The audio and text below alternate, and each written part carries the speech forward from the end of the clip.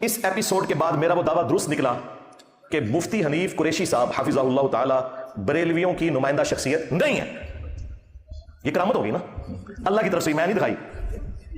जो मैं बार बार कह रहा था कि नुमाइंदा शख्सियत नहीं है आप, जो आप मुनाज़रे के मुझे चैलेंज कर रहे हैं, उसका सबूत यह है कि दूसरी जो इनकी पार्टी थी उन्होंने कहा यह राफजी है। काला कव्वा का लफ्ज भी इस्तेमाल किया डॉक्टर अशरफ जलाली ने, काला कव्वा, और पता नहीं क्या क्या गंदे अल्फाज जो गालियां सारे लुमा दे रहे हैं। और डॉक्टर अशरफ जलाली साहब के लिए भी मैसेज है कि आप भी नुमाइंदा शख्सियत नहीं है, क्योंकि ये आपको नासबी समझते हैं। हाँ, बरेलवियों की नुमाइंदा शख्सियत वो है कि जब बरेलवियों पर बुरा वक्त आता है और धरनों के इशू के अंदर जब एस्टैब्लिशमेंट को जरूरत पड़ती है तो जिस शख्सियत को बुलाकर वो सारे के सारे मामले को सॉल्व करते हैं वो नुमाइंदा शख्सियत है, यानी कि मुफ्ती मुनीबुर रहमान साहब हाफिज़हुल्लाह ताला।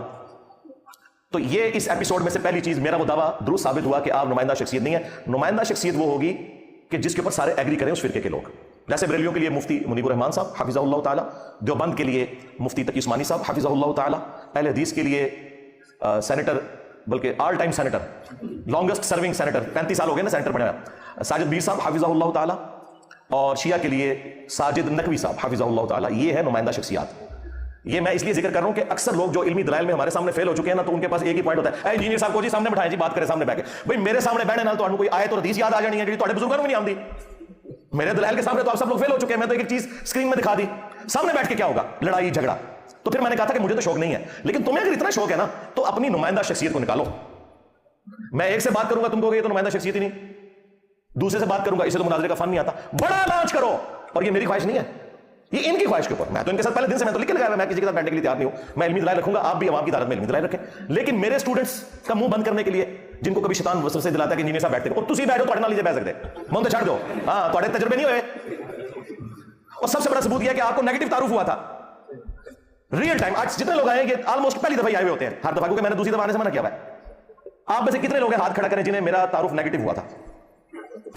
आयो ना दाढ़ थले मौलवियों, और कब मनुका दियानी, मैं थोड़ा जख्म छिलांगा चिश्ती रसूलुल्लाह, थानवी रसूलुल्लाह, कैंसर बना के रख देंगा। मनुका दियानी कहते हो पहले और लोग सर भाई। हाँ, हूं वास्ता किसी और बंदे नाल पिया थोड़ा, जड़ा चंदे नहीं लेता, हाँ अपनी जेब से खिलाता है। हाँ, तो ये इनकी ख्वाहिश थी, तो मैंने कहा था कि भाई ठीक है, फिर आप बड़ा बंदा को लॉन्च करें, इधर बैठाऊंगा, खुद कदमों में बैठूंगा। और अगर कोई बड़ा आपका लॉन्च नहीं हो रहा, इसका मतलब है कि आपके बड़ों को पता है कि गल बद गई है और गल ठीक पे करता है।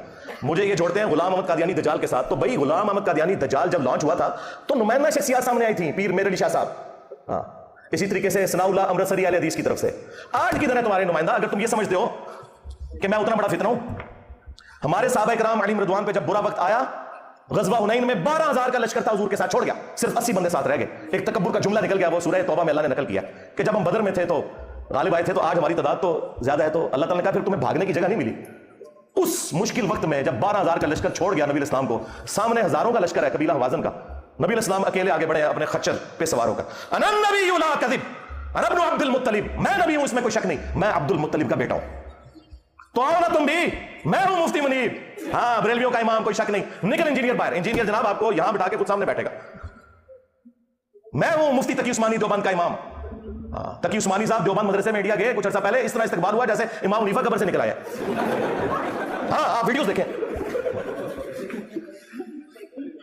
तो आज बुरा वक्त आया फिरकों पे, निकलो और आओ दिफा करो चिश्ती रसूलुल्लाह का, थानवी रसूलुल्लाह का, जो कुछ तुम्हारे बुजुर्गों ने अपने नामों के कलमे पढ़ाए। और अगर तुम कहते हो कि किताबें बदल गई हैं, भाई तुम्हारी किताबों की तो स्याही भी खुश्क नहीं हुई है।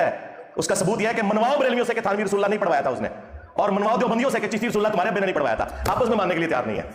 और हम कहते हैं दोनों ठीक कह रहे हो कि इन्होंने पढ़वाया था, बिल्कुल ठीक कह रहे हो। अहले हदीस को शौक है, निकालो साजिद मीर साहब को। और अगर इससे भी मैंने आसान कर दिया, अगर ये कहते हैं ना नहीं वो ये बुजुर्ग हैं आ नहीं सकते, ठीक है एक वीडियो बनाए, वीडियो ट्वीटर पे डिलीट कर देंगे वीडियो, दो फोटोशॉप नहीं चाहिए फतवा। वीडियो में कहें कि ये छोटू मेरा है, इसकी जीत मेरे फिरके की जीत, और इसकी हार मेरे फिरके की हार है, मैं छोटू के साथ भी बैठ जाऊंगा। यार इतना आसान कर दिया, और क्या करें? और ये भी इनकी ख्वाहिश में, मैं बार बार कह रहा हूं, मुझे कोई ख्वाहिश नहीं हो भाई जो मेरी तस्वीर लगा के हजारों के व्यूज ले, वैसे सैकड़ों लोग भी उन्होंने देखे, मुझे क्या जरूरत है उनके साथ बैठने की, मुझे बताए। तो ये इल्मी पॉइंट नंबर 1 था कि ये खुद आपस में टूटे हुए, मेरा दावा बिल्कुल दुरुस्त साबित हुआ। इल्मी पॉइंट नंबर 2, मौलवी स्लिप ऑफ टंग को भी, सबकत लिसानी को भी माफ करने के लिए तैयार नहीं होता, अगरचे आप एलानिया माफी मांग लें। इसका मतलब है कि मौलवी का क्राइटेरिया अल्लाह ताला से भी बढ़ गया हुआ है, नाऊज़ु बिल्लाह जी। सूरतुल फुरकान सूरत नंबर 25 में अल्लाह ताला ने आयत नंबर 69 के अंदर इस प्लेनेट अर्थ के सबसे बड़े 3 गुनाह गिनवाए। नंबर 1 शिर्क, जिससे बड़ा कोई गुनाह नहीं हो सकता, नंबर 2 कत्ल ना हक, और नंबर 3 बदकारी।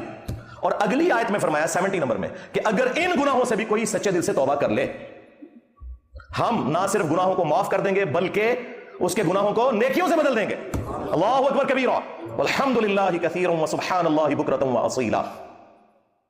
और जामिया तिर्मिज़ी में हदीस मौजूद है कि मौत के गरगरे से पहले पहले तौबा कबूल है, यानी रज़ा का आलम जब तारी होगा उसके बाद किसी की तौबा कबूल नहीं है। उससे पहले पहले अगर कोई शख्स तौबा कर लेता है तो कबूल है, लेकिन ये अल्लाह की बारगाह में, मौलवियों की बारगाह में कोई कबूल नहीं है।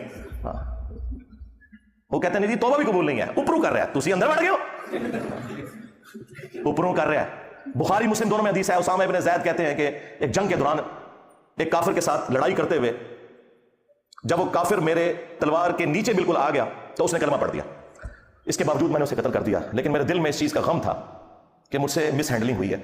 कुछ अरसे बाद मैंने नबी इस्लाम का मूड सही देख के तो मैंने कहा यार रसूलल्लाह, इस तरह मेरे साथ मामला हुआ कि लड़ाई के दौरान जब वो काफिर जो है वो मेरे तलवार के नीचे आया तो उसने डर के कलमा पढ़ा, मैंने उसे कत्ल कर दिया। नबी इस्लाम ने फरमाया जब उसने कलमा पढ़ लिया था फिर भी तूने उसे कत्ल कर दिया? तो उन्होंने कहा यार रसूलल्लाह, उसने डर के कलमा पढ़ा था। अल्लाह अकबर। नबी इस्लाम ने फरमाया तूने उसका दिल चीर लिया था। उसामा तू क्या करेगा जब क़यामत के दिन वो शख्स कलमा पढ़ता हुआ अल्लाह के हुजूर तेरे खिलाफ मुकदमा कायम कर देगा? उसामा तू क्या करेगा, उसामा तू क्या करेगा, उसामा तू क्या करेगा? ये नबी इस्लाम जुमले रिपीट करते रहे। बुखारी मुस्लिम के अल्फाज है, हजरत उसामा कहते हैं मेरी ख्वाहिश हुई काश आज से पहले मैं काफिर होता, आज ही कलमा पढ़ के मुसलमान होता, मेरे नामे माल से ये गुनाह तो धुल जाता। नबी इस्लाम तो देखें ज़ाहिरी कलमे का भी एहतराम कर रहे हैं। हजरत उसामा की असेसमेंट 99.99% दुरुस्त थी, लेकिन बात यह कि असेसमेंट में तो फैसले नहीं होने, फैसला तो ज़ाहिर के ऊपर होना है। नबी इस्लाम तो काफिर के भी कलमे का एहतराम करेंगे, मुसलमानों की तौबा कबूल करने के लिए तैयार नहीं है। ये किस नबी के मानने वाले हैं? इसलिए तो हम कहते हैं कि मरने से पहले ऐ मुसलमान कर ले इस पे गौर, किताबों का खुदा और है बाबों का खुदा और, किताबों का पैगंबर और है बाबों का पैगंबर और। अगरचे वो भी इसी खुदा और पैगंबर को मानते हैं, लेकिन उन क्वालिटीज के साथ नहीं जो किताबों सुन्नत में रिपोर्ट हुई है, बल्कि अपने बाबों की तालीमात के मुताबिक चलते हैं।